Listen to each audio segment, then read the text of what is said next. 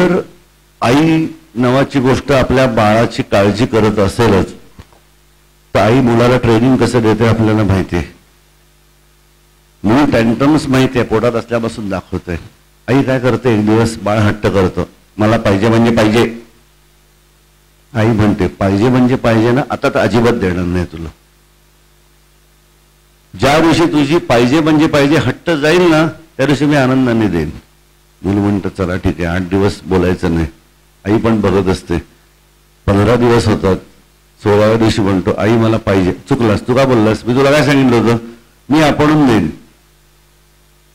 ह्या तऱ्हेनं आई काय करते, त्या मुलाचा अहंकार क्रॅक करत असते. का? कारण आई विचार करते की आज माझी कुवत आहे, पाहिजे म्हणजे पाहिजे म्हणून त्याला जर दिलं तर त्याला वाईट सवय लागेल.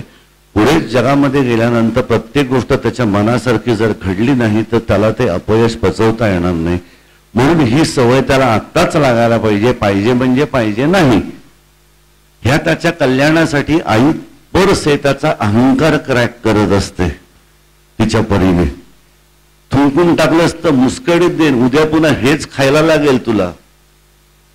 ही जेव्हा आई बजावते आणि एक दिवस त्याच्यासाठी ते नरड्यात घालते शिळ, तेव्हा मूल हे टँट्रम्स नाही दाखवत. का? तर त्याच्या ते कल्याणाचं आहे. म्हणून जसं आई करते ना, तसंच नियती म्हणा, निसर्ग म्हणा, परमेश्वर म्हणा, आपले हे टँट्रम्स क्रॅक करण्यासाठी आपल्या आयुष्यामध्ये तुला आता इथंच बसायचं आहे म्हणून तुमचा बॉस तुम्हाला बसवतो. ऑफिस टायमिंग जर 10 ते 5 पण आज 7 वाजले तरी तू इथंच बसायचंस. जसं आई सांगते हे झाल्याशिवाय इथनं उठायचं नाही, त्याशिवाय तुला आज जेवण मिळणार नाही. मला कंटाळा आलेला असतो अभ्यासाचा. आई तू सांगितलं तर तासाभरात आटपेल. हो, पण तुझा झाला नाही अभ्यास, त्याला मी काय करू. 1 तास लागू दे, 4 तास लागू दे, काही जीव जाणार नाही. आई मला खूप भूक लागली आहे, पोटात दुखतंय, नाटकं नाही करायची, काय होतं मी बघतेच, हलायचं नाही. हे झाल्याशिवाय मिळणार नाही जेवण तुला. हे मुलाच्या कल्याणासाठी जसं आई करते ना, तसं परमेश्वर नावाची जर तुम्ही आई मानत असाल, निसर्गाला परमेश्वर मानत असाल, आई मानत असाल, तर हीच परिस्थिती आपल्या आयुष्यामध्ये दर क्षणाला चालू असते. हे training, this is a training जे आपल्या विश्वात चालू आहे, रोज डे टू डे चालू आहे. तुमचा बॉस तुम्हाला ट्रेनिंग देतोय, तुमची डोकं फिरल्यासारखी वागणारी बायको तुम्हाला ट्रेनिंग देते, डोकं फिरल्यासारखं वागणारा नवरा तुम्हाला ट्रेनिंग देतोय, तुमचा मित्र तुम्हाला ट्रेनिंग देतोय, तुम्हाला शत्रू ट्रेनिंग देतोय, तुमचा चपराशी तुम्हाला ट्रेनिंग देतोय. रस्त्यावरचा तुम्ही बाईक चालवत असताना कोणीतरी येऊन डॅश देतो आणि हुडक म्हणून निघून जातो, तोही तुम्हाला ट्रेनिंग देतोय.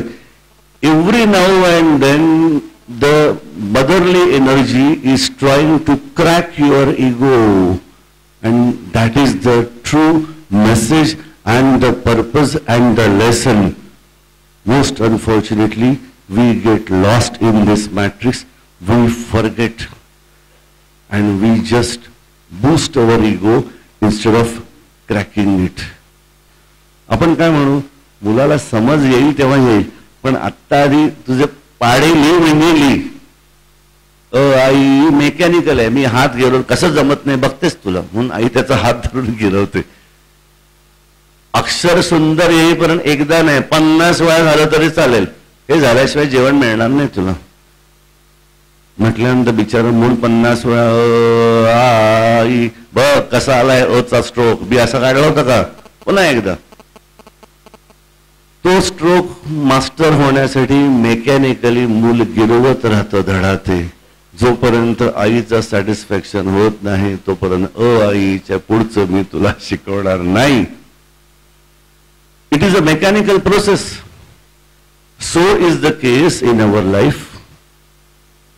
ऑफिसच्या बॉस कडनं अहंकार झाल्यानंतर माझा अहंकार मी सोडला, हा लेसन मी जर शिकलो नाही आणि जोपर्यंत शिकत नाही तोपर्यंत मी कंपन्या कितीही बदलल्या तरी माझा बॉस डोकं फिरूच माझ्या डोक्यावरती येतो.